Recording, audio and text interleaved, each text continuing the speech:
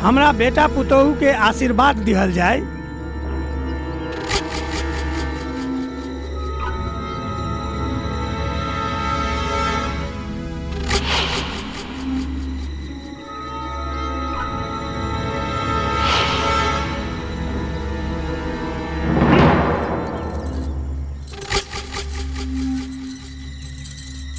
आनंद ही आनंद रहे तारा जीवन में।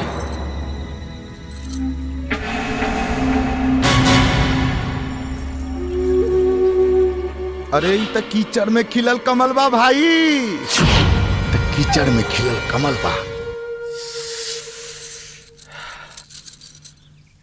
ले जा, आज रात भर खातिर कमल के हमरा बिस्तर पर सजा दो।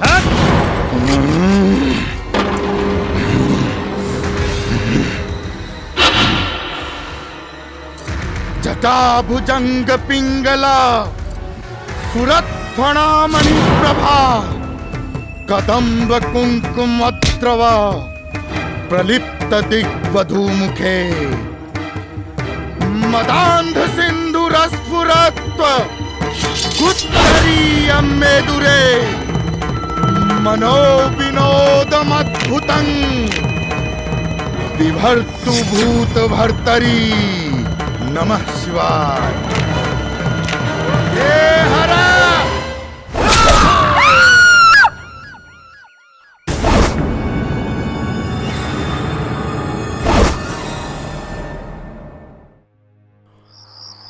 शुक्ला भाई,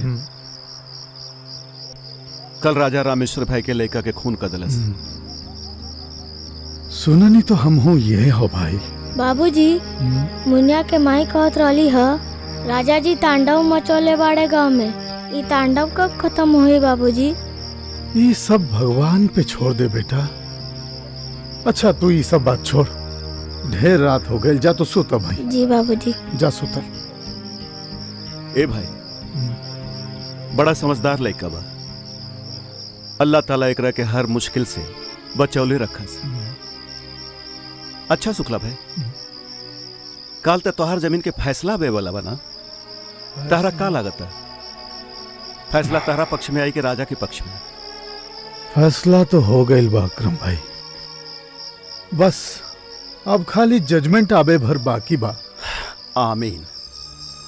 ए भाई, अब हम जाता नहीं, रात बहुते हो गई, तू अपन ख्याल रखिए।